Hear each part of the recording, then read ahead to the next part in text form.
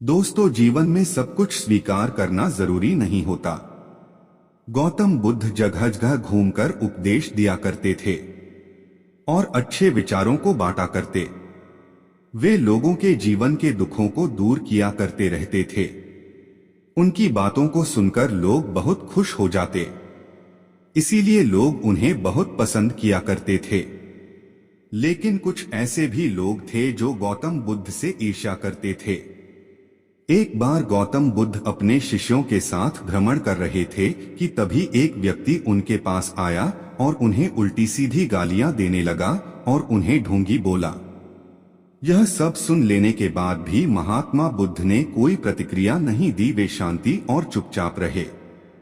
ऐसे में उस व्यक्ति ने फिर से गौतम बुद्ध को उल्टी सीधी गालियां दी और उनके पूर्वजों के बारे में भला बुरा कहने लगा, लेकिन फिर भी महात्मा बुद्ध ने उसे कोई प्रतिक्रिया नहीं दी और वे शांत रहे। यह सब देखकर उनके शिष्य और आसपास मौजूद लोग अचरज में थे कि महात्मा बुद्ध उस व्यक्ति को कोई जवाब क्यों नहीं दे रहे। कुछ देर बाद वह व्यक्ति अपने आप ही शांत हो गया। उसके शांत हो जाने के बाद बुद्ध ने कहा, अगर कोई हमें तोहफा देता है तो यह हमारे ऊपर है कि उसे हम लेते हैं या नहीं।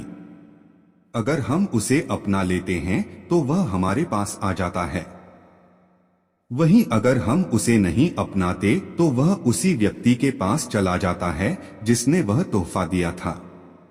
उसी प्रकार इस व्यक्ति द्वारा दिया गया अपशब्द स्वीकार करना या ना करना मेरे ऊपर है।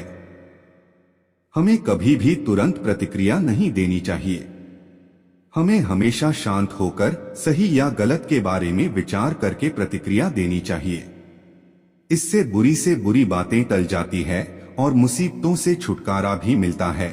बुद्ध की यह सब बातें सुन लेने के बाद वह व्यक्ति शर्मिंदा हो गया और तुरंत बुद्ध के चरणों में गिर गया और उनसे माफी मांगने लगा। बुद्ध ने उसे माफ किया और भी आगे बढ़ चले।